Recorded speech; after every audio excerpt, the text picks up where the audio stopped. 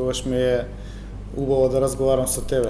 Благодарам. Ние имаме историјат на дискусии, подолг историјат. Ама добро е што секогаш има теми, секогаш има повод за нови гостувања и за нови дискусии, така треба да биде. Треба да се дискутира за сите теми.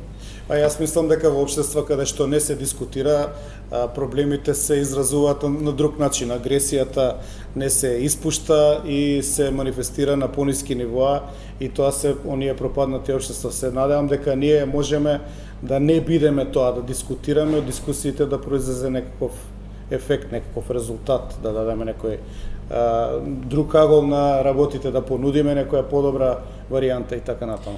Политичарот Филип Петровски некако го ставивте зад вас или планирате повторно во иднината да го активирате? За сега ви има присутни сте на социјалните мрежи со свој подкаст Cyber Команда. Преминавте од страна на новинарите, што се случува? Малку долго време бев активен во политиката и сметам дека политиката не е доволно на висина на задачата. Политичките партии, политичките структури или политичките манифестации, првенци во овие 30 години не донесоа многу добро на државата.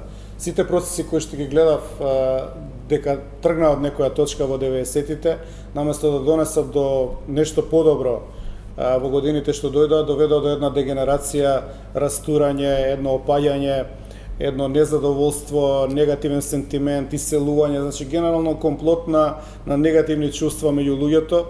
И тоа го лоцирав, бидејќи правев доста анализи, добро, зашто тоа на нас ни се случува, зашто не е нешто подобро, зашто политички партии не допринесуваат и направив еден широк диапазон на размисли, инкорпорирав нешто ново, затоа што мислев дека на друг начин одговорен интелектуалец, човек што промислува, може да допринесе и почнав со тој подкаст, станав дел од редакцијата на Инфомакс.